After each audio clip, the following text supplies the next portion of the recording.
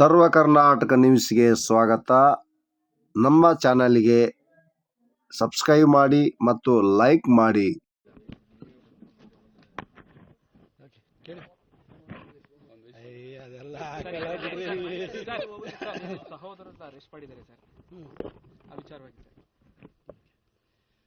ನಾನು ಮಾನ್ಯ ಸಿದ್ದರಾಮಯ್ಯ ಸಾಹೇಬರಿಗೆ ಸಾಷ್ಟಾಂಗ ನಮಸ್ಕಾರ ಮಾಡ್ತೀನಿ. ಅವ್ರ ಬಗ್ಗೆ ನನಗೆ ಬಹಳ ಹೆಮ್ಮೆ ಅನಿಸ್ಬಿಟ್ಟಿದೆ, ನನಗೆ ಬಹಳ ಮೆಚ್ಚುಗೆ ಅನಿಸಿದೆ. ಅವ್ರನ್ನ ಶ್ಲಾಘನೆ ಮಾಡಬೇಕು ಅಂತ ಅನಿಸ್ತಾ ಇದೆ. ಎರಡು ಕಾರಣಕ್ಕೋಸ್ಕರವಾಗಿ. ತನ್ನ ಮಗನ ರಾಜಕೀಯ ಭವಿಷ್ಯಕ್ಕೋಸ್ಕರ ತನ್ನ ಮಗನನ್ನ ಮೈಸೂರಿನಲ್ಲಿ ಲೋಕಸಭಾ ಕ್ಷೇತ್ರಕ್ಕೆ ಚುನಾವಣೆಗೆ ನಿಲ್ಲಿಸಿ ಗೆಲ್ಲಿಸೋದಕ್ಕೋಸ್ಕರ ಎಷ್ಟೆಲ್ಲ ಶ್ರಮ ಪಡ್ತಾರೆ, ಯಾರನ್ನು ಬೇಕಾದ್ರೂ ತುಳಿಯೋದಕ್ಕೆ ಹಣಿಲಿಕ್ಕೆ ಪ್ರಯತ್ನ ಮಾಡ್ತಾರೆ. ಇದನ್ನು ಸಿದ್ದರಾಮಯ್ಯನವರಿಂದ ನಿಜವಾಗ್ಲೂ ಕಲಿಬೇಕು. ನಿಮ್ಮಂಥ ತಂದೆ ಎಲ್ರಿಗೂ ಸಿಗಲ್ಲ ಸರ್. ನೀವೊಂದು ಬ್ರಿಲಿಯಂಟ್ ಫಾದರ್ ಸರ್. ನೀವು ನಿಜವಾಗ್ಲೂ ನಿಮ್ಮನ್ನು ಮೆಚ್ಚಿದ್ದೀನಿ. ನಿಮಗೆ ಸಾಷ್ಟಾಂಗ ನಮಸ್ಕಾರಗಳು. ನಿಮ್ಮಂಥ ತಂದೆ ಎಲ್ಲ ಮಕ್ಕಳಿಗೂ ಸಿಗಲ್ಲ ಸರ್. ಮಗನ ಭವಿಷ್ಯಕ್ಕೋಸ್ಕರ, ಮಗನನ್ನು ಲೋಕಸಭಾ ಚುನಾವಣೆಯಲ್ಲಿ ನಿಲ್ಲಿಸಿ ಗೆಲ್ಸೋದಕ್ಕೋಸ್ಕರ, ಅದಕ್ಕೆ ಪ್ರತಾಪ್ ಸಿಂಹ ಅಡ್ಡಿ ಆಗಿದ್ದಾನೆ, ಅವ್ನ ಕುಟುಂಬನ ಮುಗಿಸೋಣ ಅಂತ ಹೇಳ್ಬಿಟ್ಟು ಇಷ್ಟು ಹೋರಾಟ ಮಾಡ್ತಿರಲ್ಲ ಸರ್ ಮಗನ ಭವಿಷ್ಯಕ್ಕೋಸ್ಕರ. ಇಂಥ ತಂದೆ ಎಲ್ಲರಿಗೂ ಸಿಗಲ್ಲ ಸರ್. ಎರಡನೇ ಕಾರಣಕ್ಕೆ ನಿಮ್ಮನ್ನ ನಾನು ಶ್ಲಾಘನೆ ಮಾಡೋದು ಯಾಕೆಂದ್ರೆ you are a brilliant politician. ಬೆಳಗಾಮಲ್ಲಿ ಒಬ್ಬ ಹಿಂದುಳಿದ ಜಾತಿ ಜನಾಂಗಕ್ಕೆ ಸೇರಿದಂತಹ ಮಹಿಳೆಯನ್ನ ಬೆತ್ತಲು ಮಾಡಿ ಮೆರವಣಿಗೆ ಮಾಡ್ತಾರೆ. ಅದ್ರ ಬಗ್ಗೆ ನೀವು ಮಾತಾಡಲ್ಲ.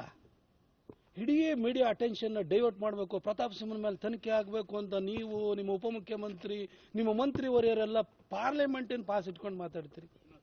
40 ವರ್ಷದ ರಾಜಕೀಯ ಅನುಭವ ಇದೆ.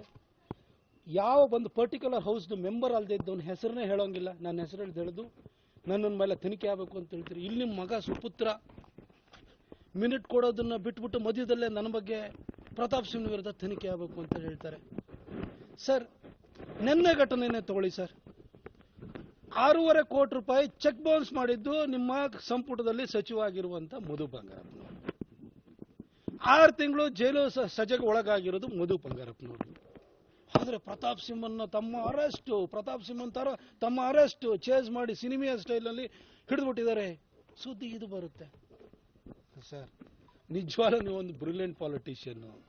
ನಾನು ನಿಮ್ಮನ್ನು ಇಷ್ಟೇ ಕೇಳೋದು ಸರ್. 16ನೇ ತಾರೀಕು, ಈ ತಿಂಗಳ 16ನೇ ತಾರೀಕು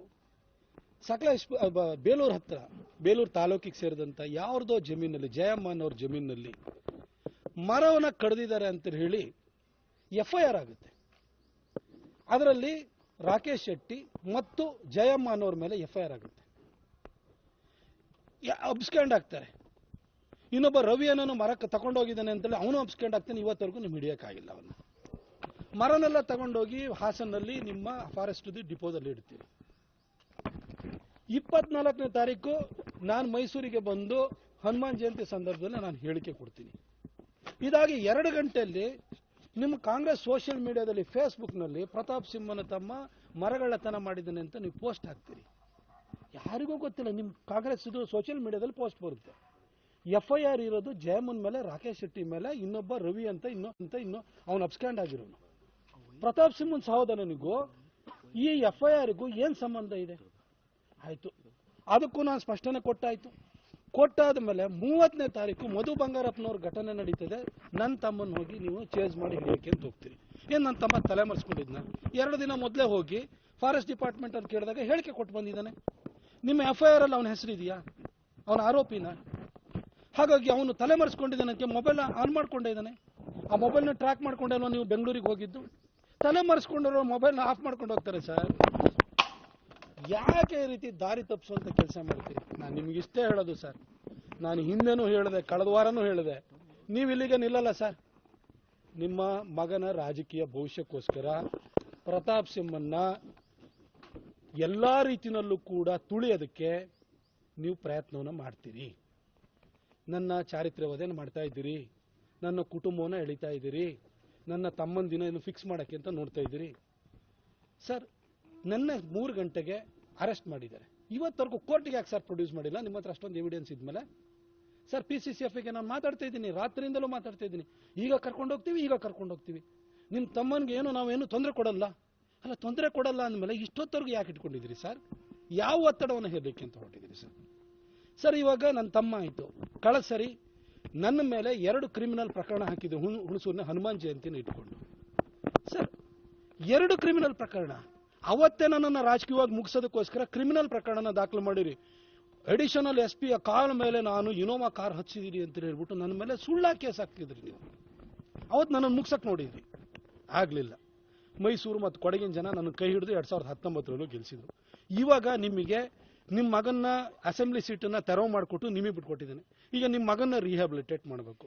ಸರ್, ನಿಮ್ಮ ಮಗನ ಭವಿಷ್ಯಕ್ಕೋಸ್ಕರ ನನ್ನ ಕುಟುಂಬನೂ ಕೂಡ ನೀವು ಮುಗ್ಸಕ್ಕೆ ಹೊರಟಿದ್ದೀರಿ. ಸರ್, ಮನೆಯಲ್ಲಿ ನಮ್ಮ ವಯೋವೃದ್ಧ ತಾಯಿ ಇದ್ದಾಳೆ ಸರ್, ಅವಳನ್ನೂ ಅರೆಸ್ಟ್ ಮಾಡಿಬಿಡಿ ಸರ್, ಪರವಾಗಿಲ್ಲ. ನನ್ನ ತಂಗಿ ಇದ್ದಾಳೆ, ಅವಳನ್ನೂ ಅರೆಸ್ಟ್ ಮಾಡಿ. ನಮ್ಮ ಕುಟುಂಬನ ಮುಗಿಸ್ಬೇಕು ಅಂತ ಹೊರಟಿದ್ದೀರಿ, ಆಯ್ತು ಬಿಡಿ. ನಿಮ್ಮ ಕುಟುಂಬ ರಾಜಕಾರಣನೇ ಮುಂದುವರಿಲಿ. ನಿಮ್ಮ ಮಗನ ಭವಿಷ್ಯಕ್ಕೋಸ್ಕರ ಎಲ್ಲರೂ ಮುಗಿಸ್ಬಿಡಿ ಸರ್. ಆದರೆ ನಾನು ನಿಮಗೆ ಇಷ್ಟೇ ಹೇಳಲಿಕ್ಕೆ ಬಯಸ್ತೀನಿ ಸರ್. ಸರ್, ನಿಮಗೆ ಮುಂದೆ ಭಾಳಷ್ಟು ದಾರಿಗಳಿಲ್ಲ ಸರ್.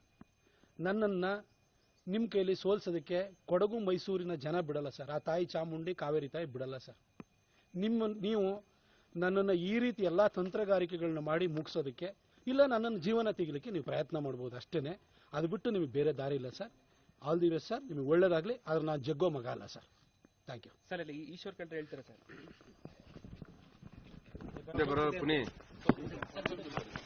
ಸಾಕು ಸರ್, ಹಿಂದೆ ಬಾ ಪುನಿ.